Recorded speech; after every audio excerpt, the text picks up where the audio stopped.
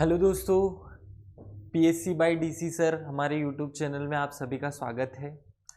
आप सभी का बहुत बहुत धन्यवाद इस वीडियो को या हमारी वीडियो श्रृंखला को शेयर करने के लिए।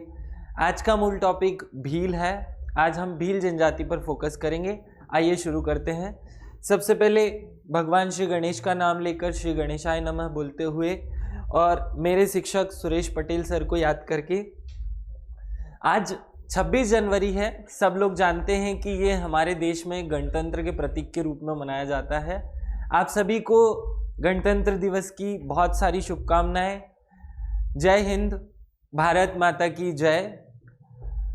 आगे बढ़ते हैं।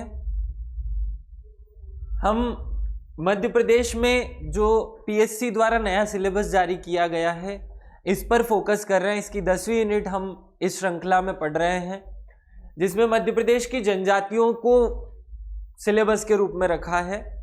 हम पहले लेक्चर में मध्य प्रदेश की भौगोलिक जनजाति का या मध्य प्रदेश में जनजाति का भौगोलिक विस्तार पढ़ चुके हैं और साथ में इनके संवैधानिक प्रावधान पढ़ चुके हैं। उसके बाद दूसरे पॉइंट जिसमें मध्य प्रदेश की प्रमुख जनजाति और पिछड़ी जनजातियों के बारे में वर्णन है, यहाँ हम एक एक करके जनजातियों को पढ़ रहे हैं। इस सीरीज में हमने पहले बेगा पढ़ा, फिर कोल पढ़ा, फिर भारिया पढ़ा। आज उसी श्रृंखला को आगे बढ़ाते हुए हम भील पढ़ने वाले हैं। भील मध्य प्रदेश की एक सबसे प्रमुख जनजाति है, जो सबसे ज़्यादा जनसंख्या में पाई जाती है, या सबसे बड़ी जनजाति कहें हम इसको, और सबसे ज़्यादा इम्पॉर्टेंट जनजाति है। इसको पढ़ने में आपको बहुत मज़ा आने वाला है। आप सभी अपने सुझाव मुझे यूट्यूब चैनल पे कमेंट के माध्यम से शेयर कर सकते हैं और आपकी जो समस्या है वो भी पूछ सकते हैं। अगर ये वीडियो आपको अच्छा लगता है तो आप अपना जो आप उस पर बयां कर सकते हैं अपने भाव। आगे बढ़ते हैं। इसी श्रृंखला में आज हम भील पढ़ेंगे। भील जनजाति के बारे में जो बेसिक इंफॉर्मेशन है वो सब स्टूडेंट को होनी चाहिए। देखिए, अगर मैं मध्य प्रदेश का मैप बना दूं तो मध्य प्रदेश के मैप में ये वाले क्षेत्र में जो जनजाति पाई जाती है उसे हम भील जनजाति कहते हैं, या भील जनजाति इस क्षेत्र में पाई जाती है। इसको अगर मैप के हिसाब से देखें तो सबसे ज्यादा इंपॉर्टेंट धार, झाबुआ, अलीराजपुर, ये याद रखना है आपको। ये 5-6 जिलों में ये ज्यादा पाई जाती है। जो इनकी बॉर्डर से टच वाले क्षेत्र हैं, जैसे रतलाम तक भी जाता है, उज्जैन नहीं जाना है। इंदौर में अब क्योंकि पलायन के कारण हो चुके हैं, आ चुके हैं, इनकी संख्या बढ़ चुकी है। बुरहानपुर, ऐसे 3 जिले और ऐड कर देने हैं तो ये भील जनजाति का क्षेत्र हो जाएगा। अगर आप इसको ऐसे कवर कर लें तो ये पूरा जनजातीय क्षेत्र या भील जनजातीय क्षेत्र है, जहां भील सर्वाधिक मात्रा में पाए जाते हैं। इससे बाहर कहीं पे भी, यहां से रतलाम चले जाएं, यहां देवास चले जाएं और बुरहानपुर, इन जिलों के अलावा कहीं पर भी भील नहीं पाए जाते, या भील की जनसंख्या नाम मात्र की पाई जाती है। गुना में भी इनकी थोड़ी सी जनसंख्या है, लेकिन वह एक छोटे से क्षेत्र में है, इसलिए उसे नगण्य मान लिया जाता है। जनरली नहीं ही पाई जाती, इतनी कम है। भीलों की उत्पत्ति पर बात करते हैं। भील जनसंख्या या भील जनजाति की जो उत्पत्ति है उसके अनेक स्रोत मिलते हैं, और जो सबसे सटीक स्रोत है वो भील स्वयं को महादेव का वंशज मानते हैं। और इसके पीछे एक स्टोरी भी वो लोग बताते हैं कि कैसे उनकी उत्पत्ति भी महादेव से या भगवान शंकर से हुई। ये लोग कहते हैं कि भगवान महादेव, शंकर भगवान पृथ्वी पर जब भ्रमण करने आए तो उनको शारीरिक पीड़ा हो रही थी, बहुत तेज दर्द हो रहा था शरीर में। जब वो शारीरिक अपना भ्रमण कर रहे थे तो सतपुड़ा के जंगलों के पश्चिमी हिस्से के क्षेत्र में जब वो भ्रमण करते रहे, उस समय उनको एक लड़की दिखाई दी। वो लड़की किसी जनजाति या आदिम समूह से थी। जैसे ही भगवान की नज़र उस लड़की पर पड़ी, भगवान का दर्द जो है वो दूर हो गया, बंद हो गया, दर्द करना बंद हो गया, शारीरिक व्याधि समाप्त हो गई। तब भगवान ने प्रसन्न होकर उस लड़की से विवाह कर लिया। भगवान महादेव और इस लड़की की 2 संतानें हुई। उसमें से पहली संतान कुरूप थी। कुरूप माने थोड़ी सी अजीबोगरीब काली थी या जंगली प्रवृत्ति की थी। ये जंगली प्रवृत्ति की संतान जो है वो महादेव के बेल को मार देती है, नंदी को मार देती है, या नंदी को कष्ट पहुंचाती है, और कुछ साथ में जो दूसरे जानवर होते हैं उनकी हत्या कर देती है। इस कारण भगवान महादेव क्रोधित होकर उस जंगली प्रवृत्ति के जीव को सुदूर जंगलों में रहने का श्राप देते हैं और इसी जंगली प्रवृत्ति के इस व्यक्ति से भील जनजाति की उत्पत्ति हुई, ऐसी मान्यता भील जनजाति में आपको मिलेगी। मध्य प्रदेश के जनसंपर्क विभाग ने भी कुछ इसी प्रकार की स्टोरी अपने प्लेटफॉर्म पर बताई हुई है। आगे बढ़ते हैं। भीलों के नामकरण के बारे में थोड़ी सी बातें आपको याद होनी चाहिए। भील शब्द कैसे आया? देखिए, भील नाम द्रविड़ भाषा परिवार के अंतर्गत। अब द्रविड़ भाषा परिवार क्या होता है? देखिए, अगर हम भारत का नक्शा बनाएं और इस भारत के मैप में, ये भारत का नक्शे का नीचे वाला हिस्सा है, यहाँ केरल में मलयालम, यहाँ तेलुगु, तमिल, कन्नड़, ये जो भाषाएं बोली जाती है इनको हम द्रविड़ परिवार की भाषा कहते हैं। क्या कहते हैं? द्रविड़ परिवार की भाषा। और ऊपर के हिस्से में जो है वो संस्कृत परिवार की भाषा होती है। तो यहाँ जो द्रविड़ परिवार की भाषा है उनके अंतर्गत एक भाषा है कन्नड़, और कन्नड़ में एक शब्द है बिल, और इस बिल से ही या बिल शब्द से ही इस शब्द की उत्पत्ति हुई है भील। इस बिल शब्द का अर्थ होता है, शाब्दिक अर्थ धनुष होता है। क्या होता है? धनुष। तो आप याद रखेंगे। देखिए, ये सबको याद होता है कि भील शब्द बिल से बना है जिसका अर्थ होता है धनुष, लेकिन हमें याद रखना है कि ये जो बिल शब्द है किस भाषा का है? ये कन्नड़ भाषा का है, ये याद रखेंगे। यह द्रविड़ भाषा समूह की एक शब्दावली है। रसेल और हीरालाल जो मध्य प्रदेश में जनजातियों के अध्ययन के लिए जाने जाते हैं, ये स्पष्ट करते हैं कि भील शब्द जो है वो 600 ईस्वी में ही उपयोग में आया। इससे पहले भीलों को कुछ और नाम से जाना जाता था। तो इससे पहले भीलों को पुलिंद कहा जाता था। आप याद रखेंगे, इतिहास में जो पुलिंद जाति का वर्णन मिलता है या वनपुत्र कहा जाता था, तो पुलिंद और वनपुत्र जो है वो इसी जाति का पुराना नाम था। ये सीधे परीक्षा में पूछा जा चुका है। रसेल और हीरालाल ने भील को किस उपनाम से पहचाना है? रसेल और हीरालाल ने भील जाति को वनपुत्र या पुलिंद कहकर पुकारा है। यह आप याद रखेंगे। इतना इस नामकरण में जो दो बातें फैक्चुअल हैं वो आपको याद रखनी है कि भील किस भाषा का शब्द है? कन्नड़ भाषा का शब्द है। रसेल हीरालाल ने इन्हें वनपुत्र और पुलिंद कहा है। आगे बढ़ते हैं। क्षेत्र, इनके क्षेत्र के बारे में हमें पूरी जानकारी होनी चाहिए। मैं फिर से भारत का नक्शा बना लेता हूं। आप लोग भारत के मैप को और मध्य प्रदेश के मैप को अच्छे से याद कर लें। हमें अनेक प्रकार से ये ज्योग्राफी पढ़ने में और दूसरे सब्जेक्ट पढ़ने में मदद करता है। देखिए, ये गुजरात है, ये राजस्थान है, यहाँ महाराष्ट्र है और यहाँ मध्य प्रदेश है। या ये मध्य प्रदेश, ये महाराष्ट्र, ये गुजरात और ये राजस्थान, ये इन 4 राज्यों में पाई जाने वाली जनजाति है। भील जनजाति किन 4 राज्यों में पाई जाती है? इन 4 राज्यों में। ये इस कॉर्नर पे है मध्य प्रदेश के, और अगर मध्य प्रदेश का मैप बना दूं मैं, तो मध्य प्रदेश के मैप में इस कोने पर ये जो क्षेत्र है इसमें पाई जाती है ये जनजाति। देखिए, भारत के मैप में भी सेम प्लेस है और यहाँ भी सेम प्लेस है। इससे आपको याद करने में आसान हो जाएगा। ये मध्य प्रदेश, राजस्थान, गुजरात और महाराष्ट्र इन 4 राज्यों में पाई जाती है। पहले ये याद रखें। अब हम मध्य प्रदेश में चलते हैं। मध्य प्रदेश के मुख्यतः झाबुआ, पश्चिमी निमाड़ और धार, रतलाम, इन 4 जिलों में प्रमुख रूप से पाई जाती है। बाकी ये पाई 11 जिलों में जाती है, और 11 जिले मैं आपको बता चुका हूँ। इंदौर संभाग के सारे जिले आप ले लीजिए इंदौर को छोड़कर, और देवास ले लीजिए, रतलाम ले लीजिए और गुना ले लीजिए। तो ऐसे आपको याद हो जाएगा, आसानी से याद करने में आसान रहेगा। ये आसान तरीका है। कौन कौन से जिले हैं? धार, झाबुआ एक साथ याद कर लीजिए। झाबुआ का टूटा हुआ हिस्सा अलीराजपुर कहलाता है। आप खंडवा और खरगोन एक साथ याद कर लें। आप इंदौर, बुरहानपुर, रतलाम और देवास याद रख लें। याद रखिए, इंदौर जिले में ये मूलतः नहीं पाए जाते, लेकिन जो विकास के कारण इनका प्रवास हुआ है उसलिए पाए जाते हैं। तो आप इंदौर में मूल प्रवास नहीं मानेंगे। आगे बढ़ते हैं। इनका मूल निवास स्थान कहाँ है? देखो, भीलों के बारे में ये प्रवृत्ति प्रचलन में है कि भील मध्य प्रदेश की मूल निवासी हैं, जबकि ऐसा बिल्कुल भी नहीं है। भील जो है वो राजस्थान के मूल निवासी है। कहाँ के?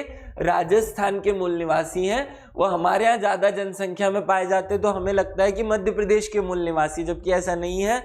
भील मान्यता के अनुसार भील स्वयं को मूल निवासी मानते हैं राजस्थान के कुशलगढ़ क्षेत्र का। कौन से क्षेत्र का?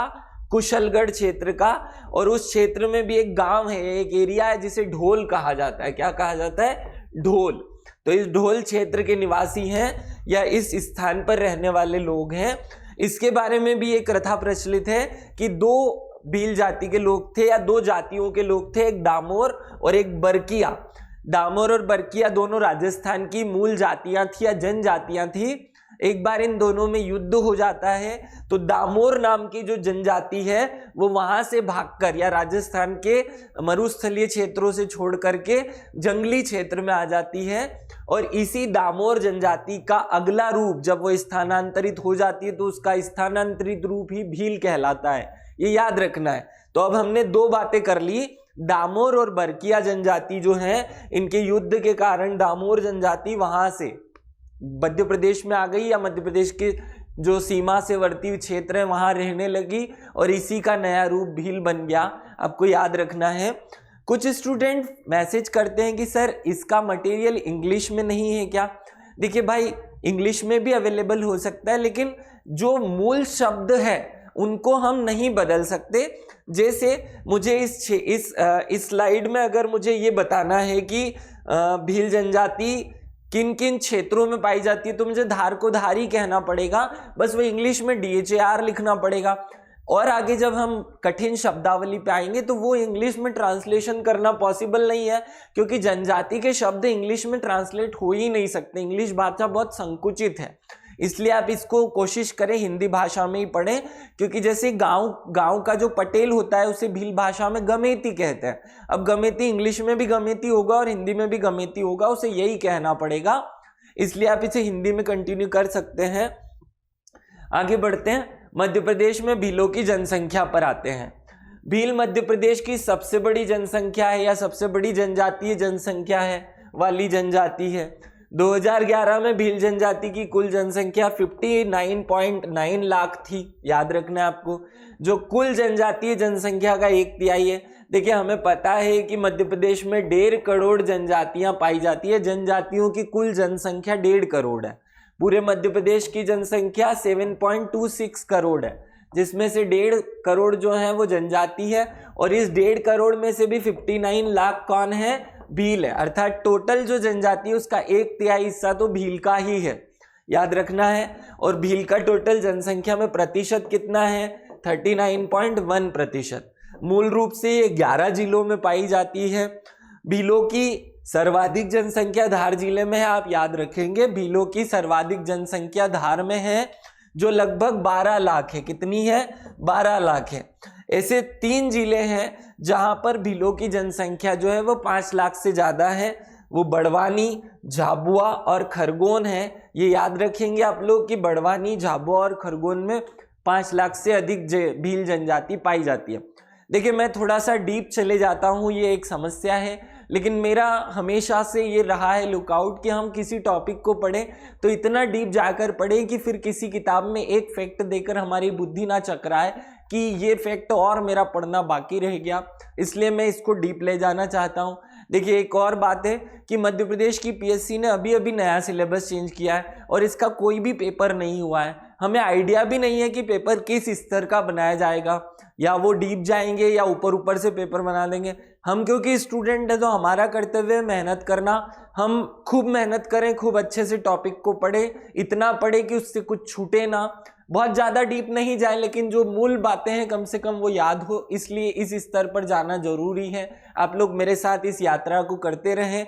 हम 28 अप्रैल को फिर से एक तिरंगा लहराएंगे, जैसे आज हम 26 जनवरी को तिरंगा लहरा रहे हैं। और उस दिन दिल से खुशी होगी जब मेरे स्टूडेंट PSC में पास होकर मुझे फ़ोन करेंगे, मैसेज करेंगे।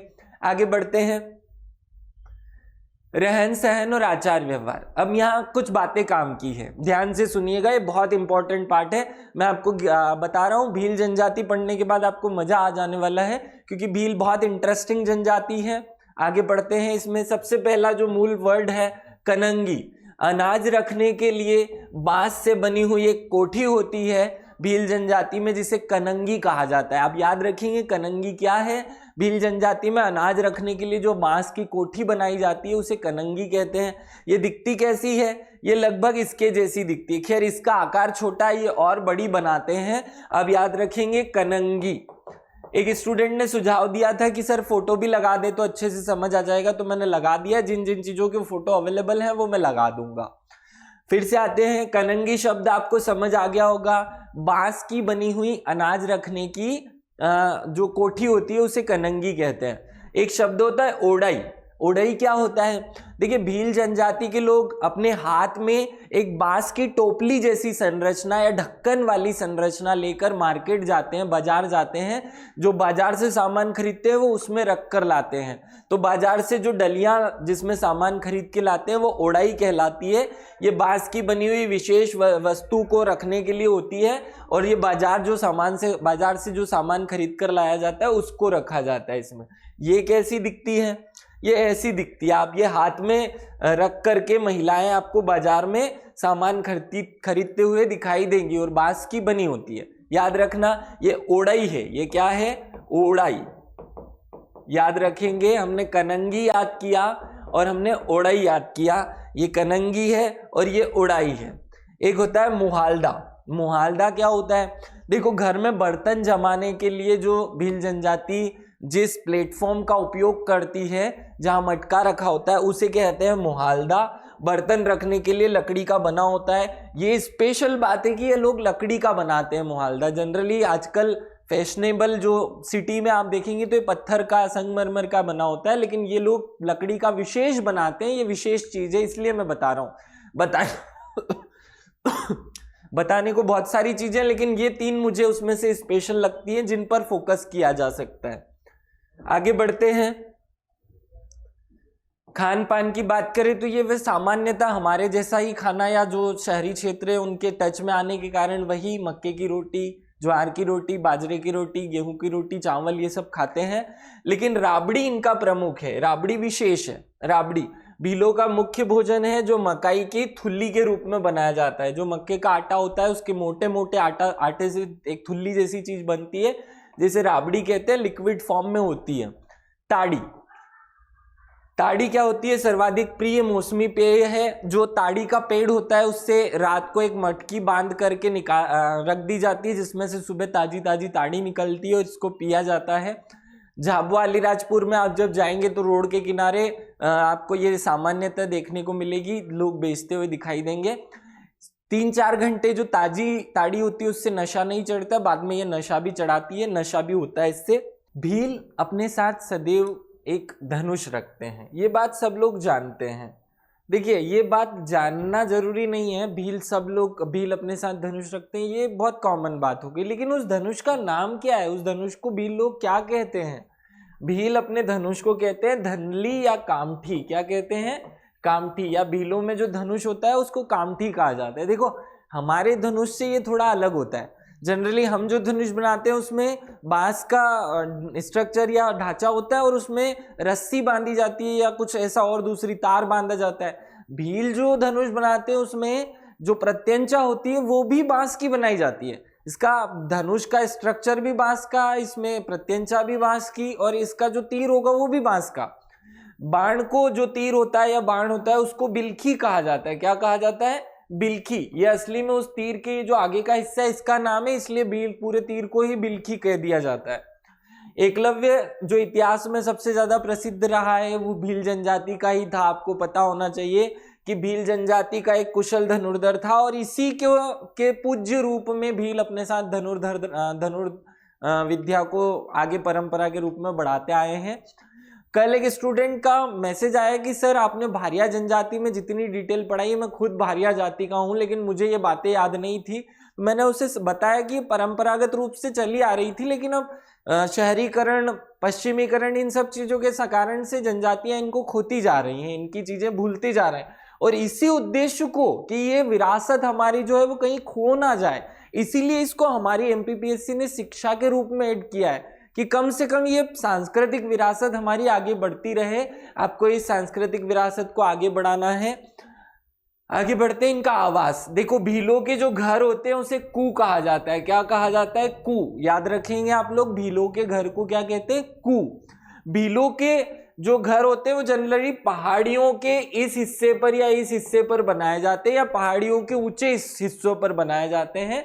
ये टेकरियों पर घर बनाते हैं और इनकी घर को कू कहते हैं। और जहां ये 5-10 घर एक साथ बना लेते हैं, उन घरों के समूह को हम फाल्या कहते हैं। तो देखिए क है, अफवा आ गया फाल्या, क से कू, फ से फाल्या, और क फ प भी है पाल। जब बहुत सारे फालियों का समूह एक स्थान पर होता है तो उसे पाल कहते हैं। क्या कहते हैं? पाल। 3 शब्द बता दिए मैंने आपको। कू क्या होता है? उनका झोपड़ी या उनका घर, जो कहाँ बनाया जाता है? जो जनरली पहाड़ियों के इन हिस्सों पर बनाया जाता है, ऊंचे ऊंचे हिस्सों पर, टेकरियों पर, जहां 5, 6, 7, 10 घर एक साथ बने हो, कू एक साथ बने हो, उसे हम क्या कहते हैं? फाल्या कहते हैं। क्या कहते हैं? फाल्या। और जहां बहुत सारे फालिया एक साथ होते हैं उसे हम कहते हैं पाल। क्या कहते हैं? पाल। ये याद रखेंगे। फाल्या का विशिष्ट नाम भी होता है। जिस फाल्या में जो जाति के लोग रहते हैं उसको उस नाम से जाना जाता है। जैसे पटेल अगर किसी फाल्या में रहता है तो पटेल फाल्या कहलाएगा। तड़वी अगर किसी फाल्या में रहते हैं तो वो तड़वी फाल्या, और बड़वा अगर किसी फाल्या में रहते हैं तो बड़वा फाल्या। ऐसे उपनामों से उनको जाना जाता है। ये याद रखेंगे आप लोग। आगे बढ़ते हैं। जाति व गोत्र। जाति व गोत्र की बात करते हैं। भील जनजाति 4 वर्गों में बटी हुई है। अब मैं ये उपजाति की बात नहीं कर रहा हूं।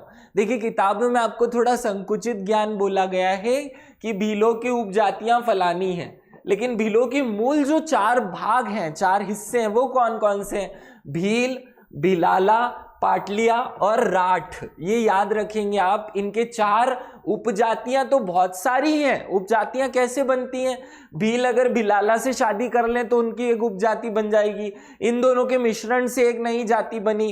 फिर इनके 2 उपवर्ग भी होते हैं। ये भील के भी 2 उपवर्ग बता रहा हूं। देखो 4 वर्ग होते हैं, 4 वर्ग हैं, 2 उपवर्ग हैं। आपको याद रखना है 4 उपवर्ग हैं, 2 वर्ग हैं। 2 वर्ग कौन से हैं? धानुकाऊ और नाइकाड़ या नाइकड़ा। ये 2 उपवर्ग होते हैं और 4 वर्ग होते हैं। 4 वर्ग कौन से? भील, भिलाला, पाटलिया और राडियाज। राडिया भी बोलते हैं इनको, राड बोलते हैं, मूल नाम राड है। याद रखेंगे। आगे बढ़ते हैं। भीलों की उपजातियां। अब देखिए मैंने आपको वर्ग अलग पढ़ाया, उपवर्ग अलग पढ़ाया, उपजातियां अलग पढ़ा रहा हूं। जातियां छोटा अवधारणा है, छोटी अवधारणा है। वर्ग सबसे बड़ी अवधारणा है, उपवर्ग उसके अंदर निहित अवधारणा है। पहले भील और राजपूतों में विवाह संबंध होते थे।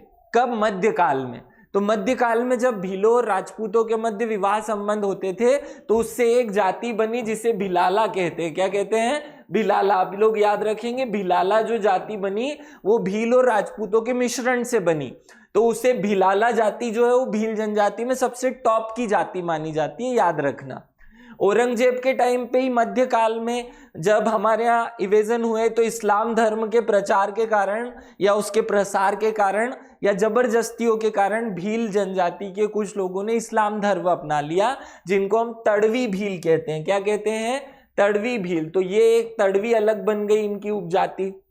तो इनकी जो उपजातियां हैं कौन कौन सी है? भील है, भिलाला है, बारेला है, पाटलिया है, राथियाज है, बेगास है, उमड़ी है, तड़वी है। ये सब इनकी उपजातियां हैं। अब देखिए किताब में एक जो मिस्टेक मिलती है, उमड़ी और तड़वी आपको 2 शब्द मिलेंगे जबकि ये एक ही नाम है। उमड़ी भी कहा जाता है, तड़वी भी कहा जाता है। तड़वी भी वे भील हैं जो इस्लाम धर्म को मानते हैं, और उमड़ी भी वे भील हैं जो इस्लाम धर्म को मानते हैं।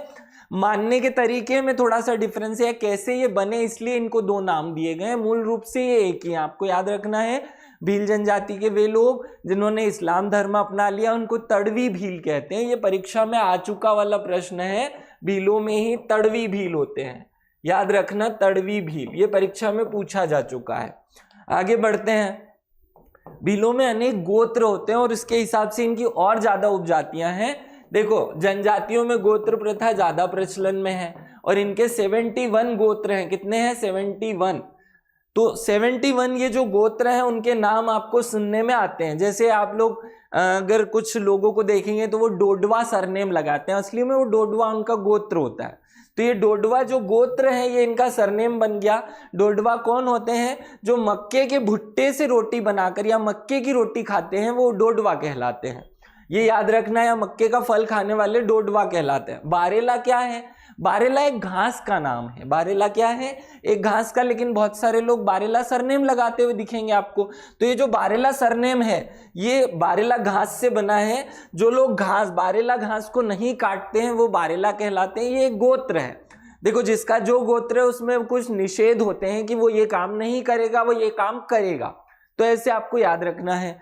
ऐसे मकवाना लगाते हैं कुछ लोग। मकवाना कौन है? जो मक्खन नहीं खाते या मक्खन से परहेज करते हैं, वो लोग मकवाना लगाते हैं। याद रखेंगे, डोडिया, बारेला, मकवाना, इनकी डिस्क्रिप्शन बताई मैंने। एक आंवलिया होते हैं जो आंवला नहीं खाते हैं, एक आमलिया होते हैं जो इमली नहीं खाते हैं। ऐसे आपको इनकी डिटेल थोड़ी अच्छे से याद हो जाएगी, इसलिए मैं इस स्तर पर आपको ये बात समझा दिया हूं। आगे बढ़ते हैं, भीलों की बोली के बारे में बात करते हैं। देखो, भील वर्तमान में जिस बोली का उपयोग करते हैं उसे भीली कहते हैं। क्या कहते हैं? उसे भीली भाषा कहते हैं। ये जो भीली भाषा है, इसके बारे में आप याद रखेंगे, ये इंडो आर्यन, क्या है ये? इंडो आर्यन परिवार की भाषा है। अब यहाँ देखो, जो बहुत काम की बात है कि जो भील शब्द है वो कन्नड़ या द्रविडियन भाषा का है, और द्रविडियन भाषा कहाँ पाई जाती है? इस क्षेत्र में, जबकि इंडो आर्यन भाषा जो है वो ऊपर के क्षेत्र में पाई जाती है। तो भीलों की जो बोली है वो इंडो आर्यन परिवार की या आर्य परिवार की भाषा है। याद रखेंगे, भीली भाषा इंडो आर्यन परिवार की बोली है, जिसमें राजस्थानी, मराठी और गुजराती के शब्द भी शामिल हैं, या गुजराती और मराठी के शब्द भी इनकी भाषा या बोलने में आपको मिलेंगे। कुछ राजस्थानी के मिलेंगे, कुछ मालवी के मिलेंगे, कुछ हिंदी के मिलेंगे। ऐसे मिक्सिंग में सब चीजें मिलती रहेंगी आपको। आगे बढ़ते हैं, जन्म संस्कार। देखो, जन्म के 7वें दिन प्रसूता को हल्दी लगाकर स्नान कराया जाता है, जिसे सांता कहते हैं। क्या कहते हैं? सांता। ये शब्द याद रखना आप। सांता क्या होता है? देखिए, बच्चे पैदा करने की प्रोसेस यहाँ पे भी वही है जैसे जन्म होता है हिंदू धर्म के सभी में, वैसे यहाँ पे भी सेम है, लेकिन यहाँ एक प्रोसेस है सांता। सांता क्या होता है? 7वें दिन जब बच्चे का जन्म हो तो उसके 7वें दिन उसकी जो माता है उसको नहला धुलाकर हल्दी लगाई जाती है, और एक प्रोसेस पूरा प्रक्रिया जैसा होता है, एक परंपरा इस जनजाति में, जिसे सांता कहते हैं। याद रखेंगे। आगे बढ़ते हैं, सूरज पूजा। अब ये हर प्लेस पे होती है, हर ही हिंदू परिवार में होती है, लेकिन उस दिन ये भील के घर में दहलीज पर पाट बनाकर उस पर मक्के का ढेर लगा देते हैं। समझाता हूं मैं। देखो, जिस दिन सूरज पूजा होती है उस दिन जो मेन गेट होता है दरवाजे का, उसके दरवाजे के पास में मक्के का एक ढेर लगा देते हैं। उस मक्के के ढेर के ऊपर बच्चे को लिटा देते हैं। अगर वो बच्चा मस्ती करके उस ढेर को बिखेर देता है तो समझते हैं कि बच्चा ताकतवर है। ऐसी मान्यता, ये करना होता है, परंपराएं हैं इस जनजाति की। जो मान्यता है उनको पूरा करेंगे, जिस पर बच्चों का सुलाया जाता है, और इस प्रोसेस को पहाड़ ढारना कहते हैं। क्या कहते हैं? पहाड़ ढारना। ये याद रखेंगे आप लोग। मैंने सांता बता दिया आपको। पहाड़ ढारना क्या होता है? पहाड़ ढारना जो है, पहाड़ ढारना, ये पहाड़ ढारना की प्रोसेस है। इस पहाड़ ढारना को ही डोंगर ढलाई भी कहते हैं। ये याद रखेंगे आप लोग। पहाड़ ढारना और डोंगर ढलाई क्या होती है? सूरज पूजा के दिन बच्चे को मक्के के ढेर पर सुला देना और वो जोर जोर से उस मक्के को बिखेर दे, तो इसे कहते हैं पहाड़ ढारना या डोंगर ढुलाई। एक होता है डाम देना। अब ये बहुत इंपॉर्टेंट चीज है, ये एग्जाम में आ चुकी है छत्तीसगढ़ में। देखो, डाम देना क्या होता है, समझे आप? डाम देना, और राजस्थान में भी पूछा जा चुका है ये प्रश्न। डाम देने का अर्थ होता है जब बच्चा 12-13 साल का हो जाता है, तो जो भील जनजाति उसमें प्रोसेस एक स्पेशल होता है। तो जब वो 12-13 साल का हो जाएगा तो उस बच्चे के लिए एक प्रथा की जाएगी जिसे डाम देना कहेंगे। जलता हुआ या गरम तीर को पहले गरम करेंगे, क्योंकि उसके आगे का हिस्सा जो है वो लोहे का बना हुआ है, उसको गरम करेंगे और इस बच्चे के हथेली पर रख देंगे और निशान बना देंगे, जला देंगे इसको। कुछ जनजातियां जलता हुआ कोयला रख देती है, कुछ यहाँ जलता हुआ, कंधे पर जो जलता हुआ कोयला रखते हैं। तो जब बालक 12 वर्ष का हो जाता है तो उसके दाहिने हाथ की भुजा या कलाई पर तपता हुआ तीर से निशान बना देते हैं या रख देते हैं। भले निशान बने या नहीं बने फर्क नहीं पड़ता, इसे ही डाम देना कहते हैं। याद रखना, डाम देना क्या होता है? वो उस बच्चे के ऊपर तीर रख देना। इससे इस जनजाति में ये मैसेज जाता है कि ये जो बच्चा है ये तीर चलाने में बहुत एक्सपर्ट बनेगा और ये तीर चलाने का महारथी बनकर या धनुर्धर बनकर के आगे भविष्य में अपना जीवन व्यापन करेगा, इसलिए ऐसा किया जाता है। आगे देखिए, हर जनजाति की कुछ कुछ मान्यताएं हैं। हिंदू धर्म की कुछ मान्यताएं हैं, वो अपने भगवान को कुछ चढ़ाते हैं, कुछ देवता के मंत्र बोलकर अपने देवता को प्रसन्न करते हैं। ऐसे इन जनजातियों में भी ऐसी प्रोसेस होती है, आपको याद रखना है। ये बड़ी इंटरेस्टिंग जनजाति, आपको मजा आ जाएगा इसको पढ़ने में। देखिए, अगर आप इस वीडियो को देखने के बाद सफिशिएंट खुश है, आपको पता चल गया कि इस जनजाति में क्या है, आपको लगता है कि एग्जाम पास हो जाएंगे, तो आप मैसेज करके मुझे जरूर समझाएं कि आपको सब समझ आ रहा है। जहां भी जिस पोर्शन में आपको समस्या हो वो भी आप कमेंट करें। कमेंट करना जरूरी है, ये मेरे मोटिवेशन का सवाल होता है, उससे मुझे पता चल जाता है कि आप इस वीडियो को देखने के बाद कैसा फील कर रहे हैं। विवाह प्रथाएं, आगे बढ़ते हैं। देखो, विवाह प्रथाएं कौन कौन सी हैं? मंगनी, मंगनी का अर्थ आप सब लोग जानते हैं, या एक स्पेशल शब्द याद रखना है आपको। मंगनी तो वही है जो हिंदू धर्म में होती है, लेकिन एक शब्द होता है जो यहाँ स्पेशल है।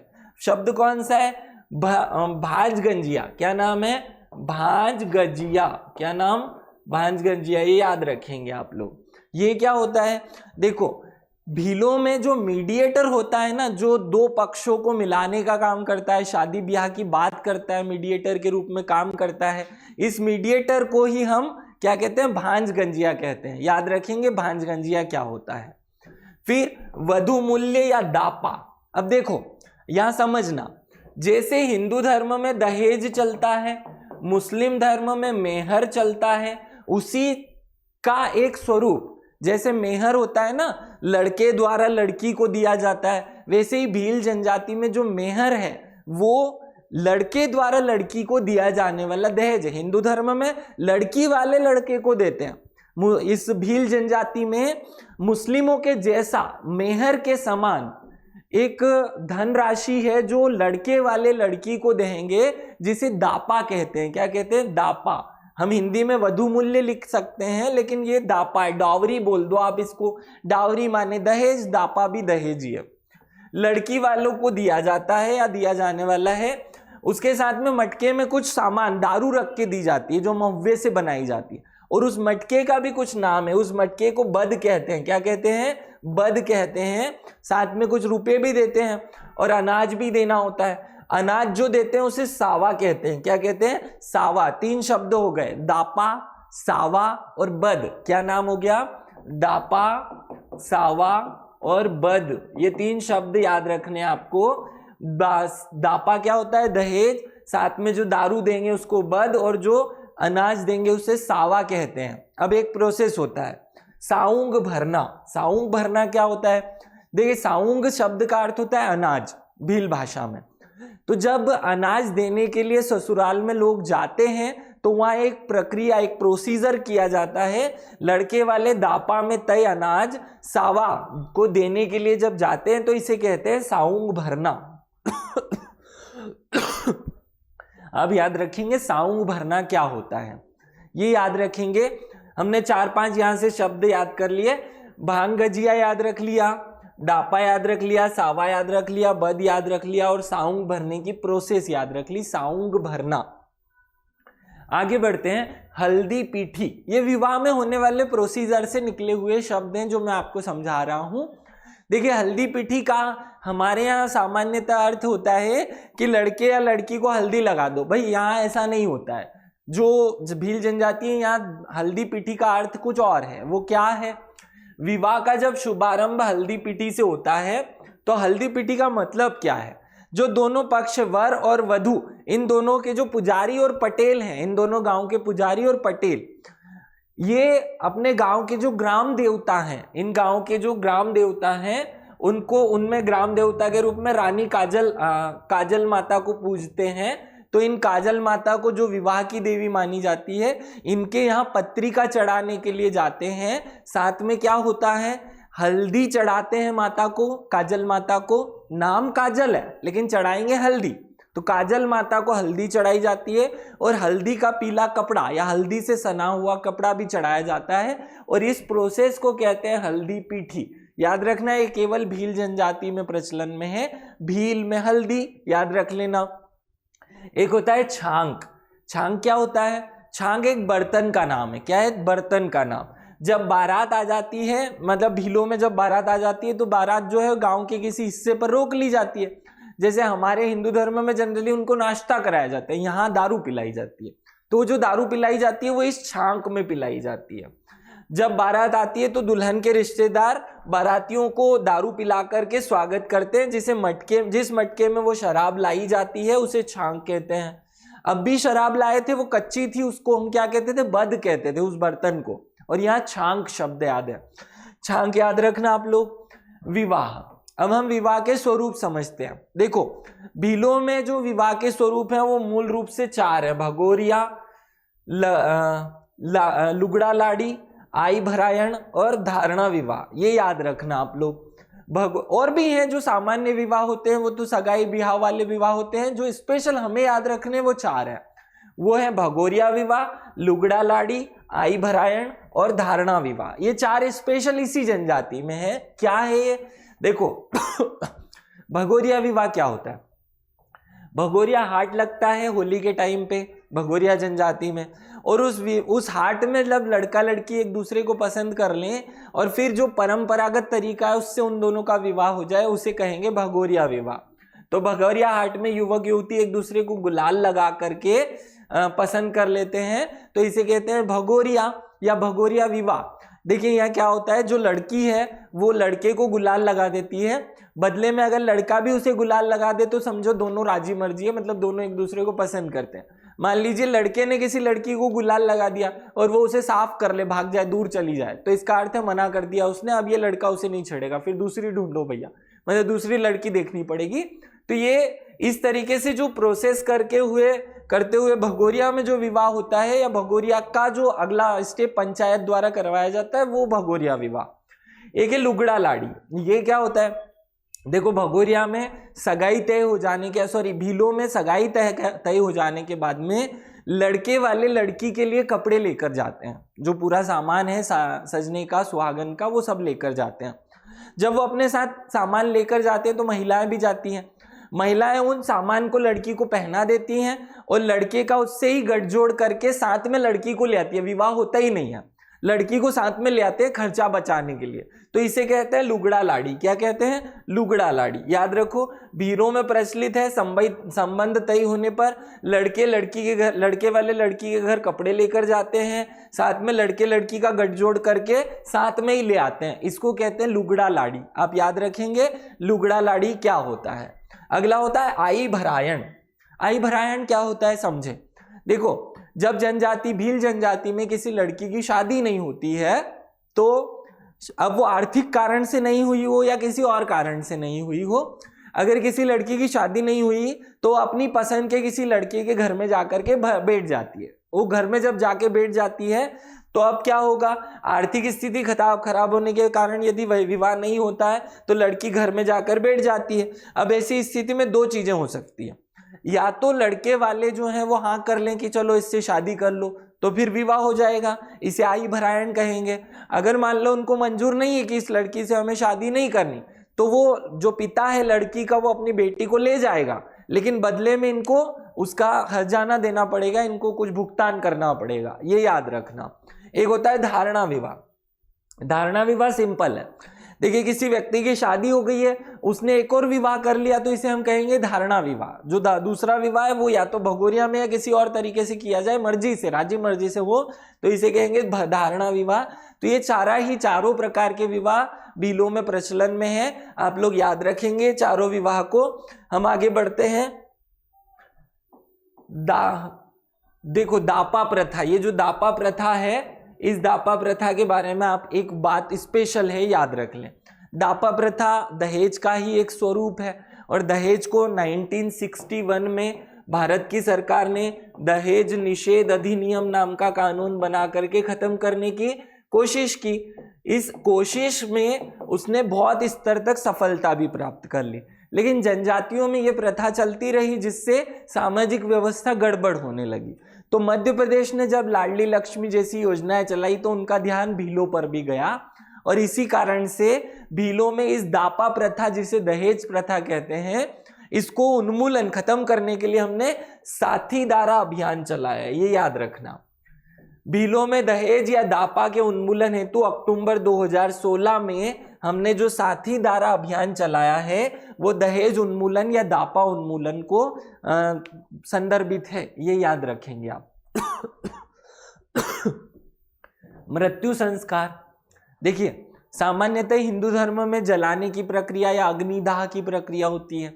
यहाँ पे जलाया भी जाता है, दफनाया भी जाता है और जलदाग भी दिया जाता है। सुनिए, किसको किसको जलाया जाता है, किसको दफनाया जाता है। देखिए, जब किसी व्यक्ति को जिसका कोई संबंधी ही बाकी नहीं है, जिसका कोई वारिस बाकी नहीं है, या कोई व्यक्ति बीमारी से मरा है, तो उसे आप, जिनका संबंधी नहीं होता है या जो बीमारी से मर जाते हैं, उसे दफना दिया जाता है और बाकी सब लोगों को जला दिया जाता है।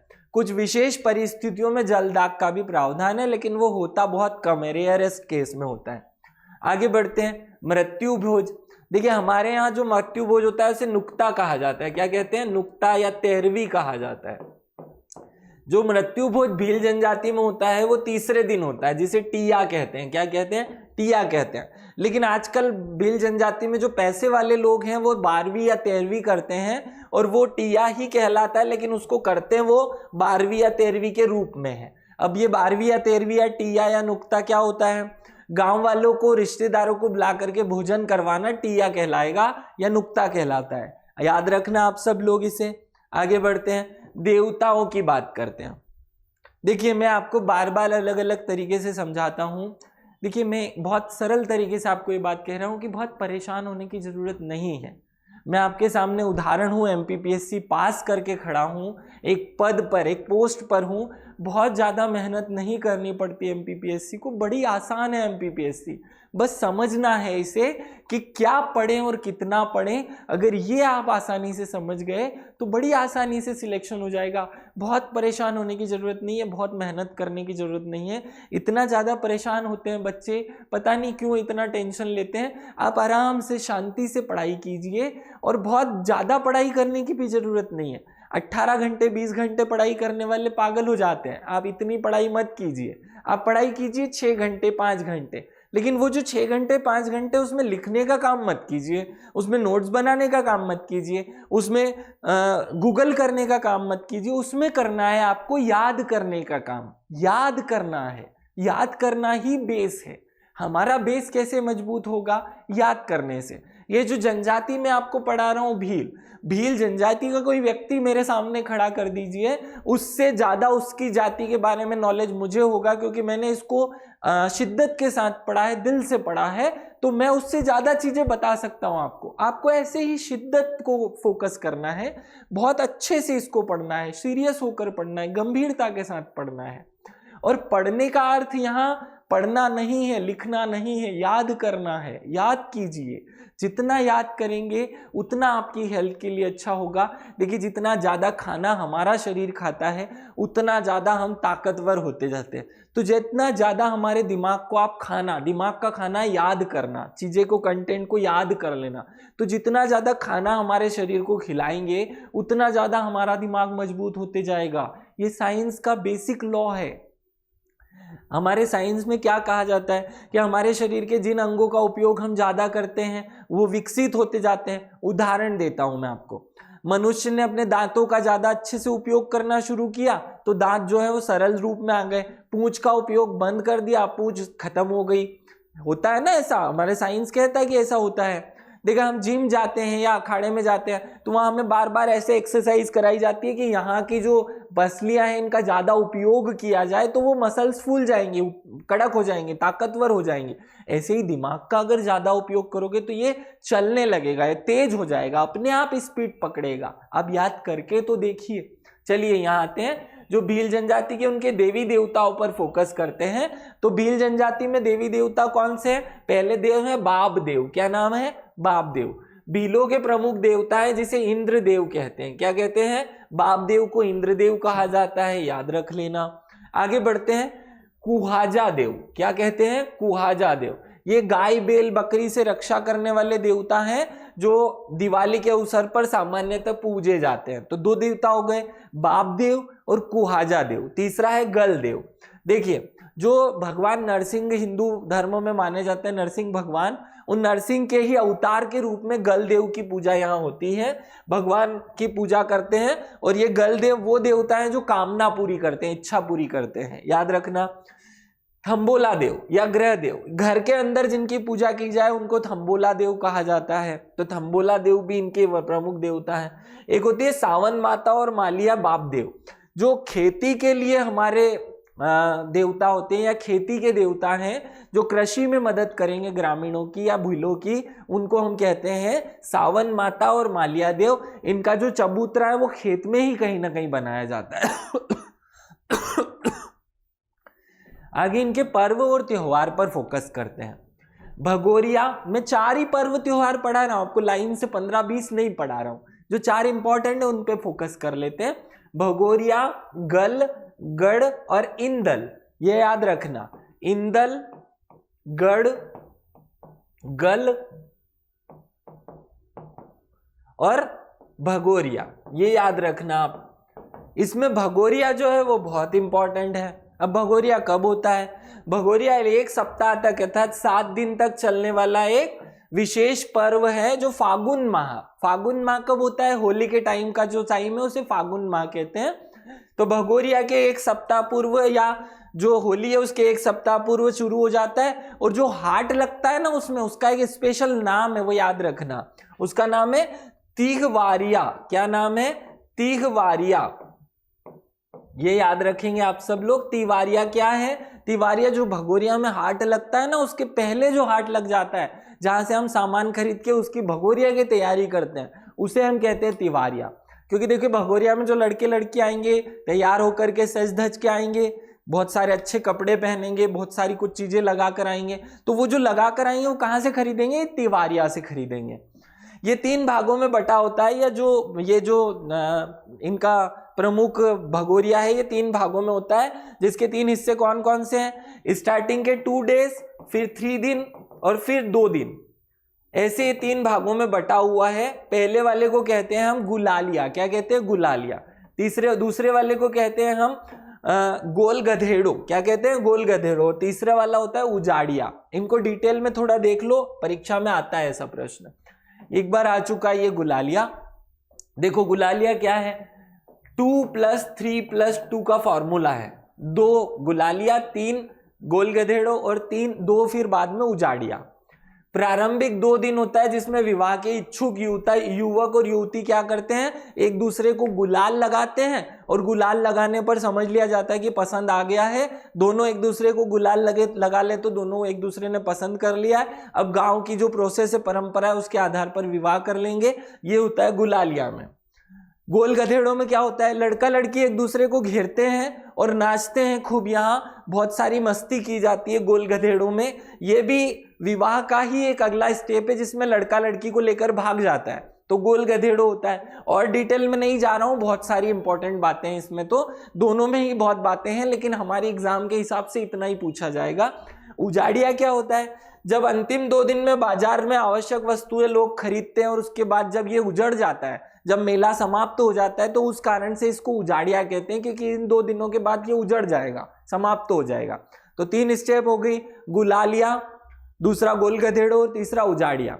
ये झाबुआ अलीराजपुर में आपको होली के समय देखने को मिलेंगे। एक बार मैं भी देखने को गया था, लेकिन 1 किलोमीटर दूर रुक गया।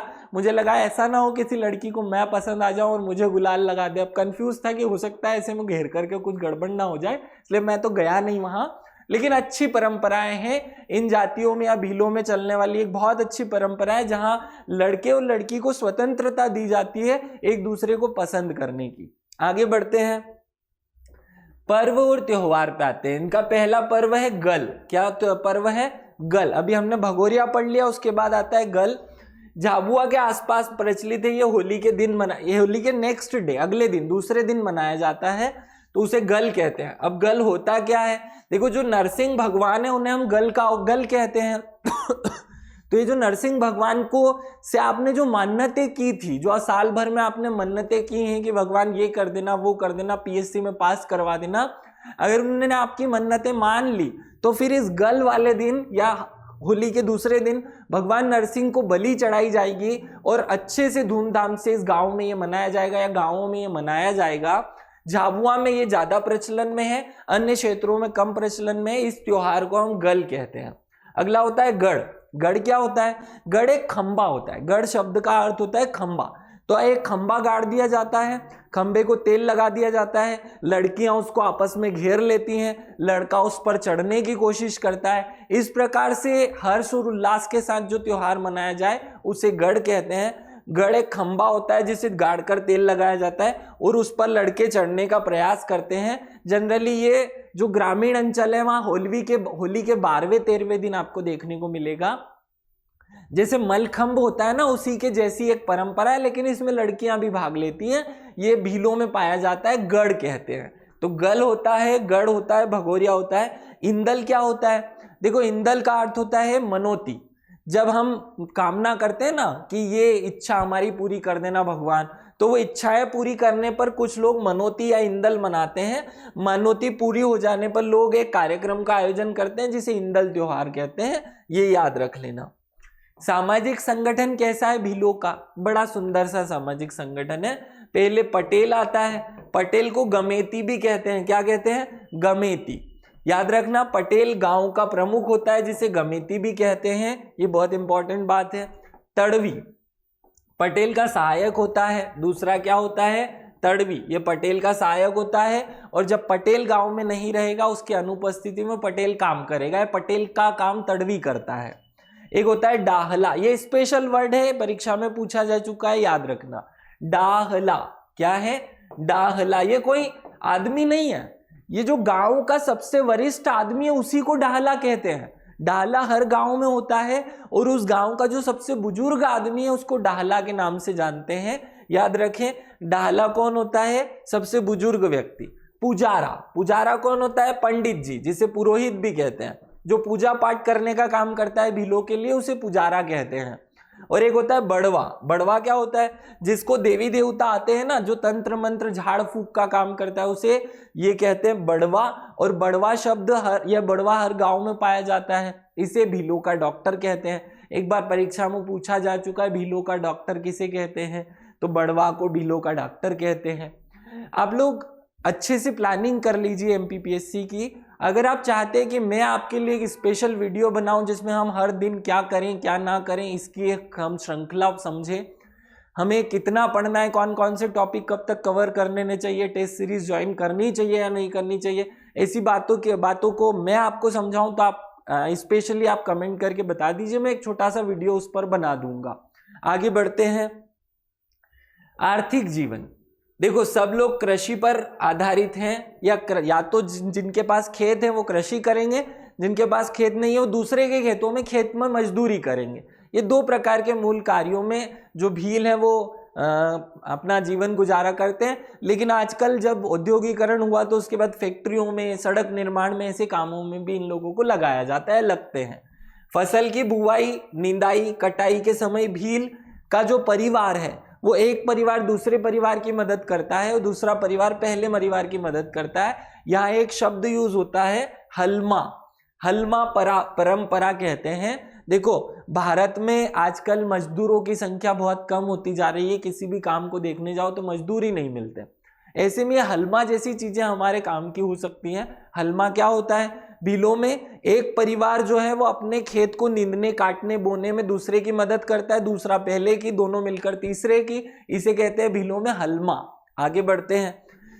इनके द्वारा दजिया या चिमाता नाम की कृषि की जाती है। आप जानते हैं कि इनकी जो खेती है उसे क्या कहते हैं हम? दजिया या चिमाता। क्या कहते हैं? दजिया या चिमाता। ये याद रखना आप लोग। कुल जो भील है उनमें से 53% लोग जो हैं वो कृषि कार्यों में संलग्न हैं या 53% भील कृषि कार्य करते हैं। आगे बढ़ते हैं। नृत्य। अभी हमने देखा कि भगोरिया नृत्य होता है। भगोरिया हाट में जो नृत्य किया जाता है वो भगोरिया होता है। इसी भगोरिया में एक स्पेशल नृत्य और होता है और वो होता है डोंडिया नृत्य। क्या है? डोंडिया नृत्य। मैं केवल 4 नृत्य बताऊंगा। 4 विवाह बताए, 4 वर्ग में ये बटे हुए थे। 4 मैं आपको नृत्य बता रहा हूं जो इंपॉर्टेंट है। तीसरा नृत्य गहरा और चौथा है वीरवाल्या। ये चारों नाम याद कर लो, मतलब बिल्कुल याद ही करना है, क्योंकि ये एग्जाम में आने जैसी चीजें ही मैं आपको बता रहा हूँ। तो भगोरिया तो सबको याद है, आप डोडिया याद कर लो, गहरा याद कर लो और वीरवाल्या याद कर लो। अब क्या होते हैं डोडिया? भगोरिया हाट में जब युवक युवतियां आमने सामने खड़े होकर के विभिन्न प्रकार के अंग का संचालन करते हैं, कुछ लड़के ऐसे आगे बढ़ते हैं, लड़कियां ऐसे पीछे हटती है, तो इस तरीके से जो नृत्य किया जाता है आगे बढ़ने पीछे बढ़ने का हाथ हिला करके, इसको कहते हैं डोंडिया नृत्य, याद रखना। एक होता है गहरा नृत्य, ये क्या होता है? होली के अवसर पर जब गांव के लोग झूम करके नाचते हैं तो उसे कहते हैं गहरा नृत्य, याद रखना। ये बहुत ज्यादा शिद्दत के साथ मतलब डूब करके किया जाता है, इसलिए गहरा नृत्य कहलाएगा। वीरवाल्या ये क्या होता है? एक धार्मिक नृत्य है जो सामान्यतः नवरात्रि के समय पर किया जाता है। याद रखना 4 नृत्य बताएं, भगोरिया, दूसरा गहरा, डोडिया और वीरवाल्या। तो वीरवाल्या एक धार्मिक नृत्य है। आगे बढ़ते हैं, देखो भित्ति चित्र, एक होते हैं गोत्रेज और एक होता है पिथोरा। तो पिथोरा तो परीक्षा में आ चुका है और भी आ सकता है। गोत्रेज क्या होता है? भील दीवार पर गाय, बेल, सर्प, आम के वृक्ष आदि का अलंकरण करते हैं और गांव जो बाहर की दीवार है उसको सजाते हैं, इसको कहते हैं गोत्रेज। गोत्रेज क्या होता है? चलो मैं दिखा देता हूँ। ये जो आपको दिख रहा है भीलों की दीवारों पर बाहर लीप करके उसके ऊपर कलर से ऐसा घोड़ा, ये बंदर या आदमी, ऐसे चिड़िया, ये वृक्ष, ऐसी जो चीजें बना दी जाती हैं इसे कहते हैं गोत्रेज। क्या कहते हैं? गोत्रेज। याद रखना गोत्रेज क्या होता है। गोत्रेज भील जनजाति में बनाए जाने वाले स्पेशल चित्र है। ऐसा ही अगला स्टेप होता है पिथोरा। अब पिथोरा में क्या है देखिए, पिथोरा दीवार पर बनाए जाने वाले चित्र हैं। ये जो चित्र है पिथोरा, ये आदमी खुद नहीं बनाता, ये दूसरे व्यक्ति से बनवाता है, और जिससे बनवाए जाते हैं जो एक्सपर्ट होते हैं पिथोरा के, उनको लिखिंद्रा कहते हैं। क्या कहते हैं? लिखिंद्रा। याद रखना ये शब्द एग्जाम में अभी आने ही वाला है, समझिए। लिखिंद्रा क्या होता है? जो भीलों के लिए पिथोरा का बनाने का काम करते हैं वो लिखिंद्रा होते हैं। दीवार पर बनाए जाते हैं, बनाने वाले को लिखिंद्रा कहते हैं। आपने पेमा फाल्या का नाम सुना हुआ है, प्रसिद्ध है, ये अद्वितीय लिखिंद्रा है। कौन सी पद पर है? वो लिखिंद्रा है। क्या है? लिखिंद्रा। कैसा होता है ये दिखाई दे रहा होगा आपको। या बहुत सारे घोड़े, बहुत सारे भालू या हाथी या ऐसी जो किसी विशेष प्रकार का बनाया जाता है। इसकी बॉर्डर होती है ऐसी जिसमें पत्तियों का वर्णन होता है या जिसमें पत्तियां बनाई जाती है। तो ऐसा जो चित्र बनाया जाता है उसे कहते हैं, हमने अभी देखा, लिखिंद्रा बनाते हैं इनको, और ये पिथोरा के नाम से जाना जाता है। तो पिथोरा और गोत्रेज में अंतर क्या है ये आप खुद बना लेंगे। इसमें एक घोड़ा या एक जानवर बनाया जाता है। पिथोरा में एक घोड़ा नहीं, अनेक घोड़े बना दिए जाएंगे अलग अलग रंग से, अनेक बंदर, अनेक पेड़ बना दिए जाएंगे। तो ये सिंगल वाला है जिसमें एक चीज बनाई जाती है, या अनेक बनाए जाते हैं। तो ऐसे आपको याद रखना है। देखिए हमने भील जनजाति को बहुत डूब करके समझा, इसमें से जो जो फैक्ट आ सकते थे वो मैंने आपको सब बता दिए हैं। आप कमेंट करके बताएंगे कि ये वीडियो आपको कैसा लगा। इसको ज़्यादा से ज़्यादा लोगों को शेयर करना बिल्कुल नहीं भूलना है, क्योंकि हमारा उद्देश्य निःशुल्क शिक्षा है। जैसे जैसे ज़्यादा लोगों तक हम पहुंचते जाएंगे वैसे ही हम ये जो एक लेक्चर पढ़ाते हैं इसको 2 में कन्वर्ट करने की कोशिश करेंगे। जल्दी से जल्दी आपकी 28 अप्रैल की तैयारी मैं करवा सकूं, ऐसा मैं प्रयास कर रहा हूं। आप लोग मेरे साथ बने रहें, एक्यूरेसी की चिंता ना कीजिए, 100% एक्यूरेसी के साथ पढ़ा रहा हूं। जो बोलने में मिस्टेक्स हो जाती है उन्हें आप कंसीडर कर लें, बाकी समस्याएं बिल्कुल नहीं होगी। आप सभी स्वस्थ रहें, मस्त रहें। धन्यवाद।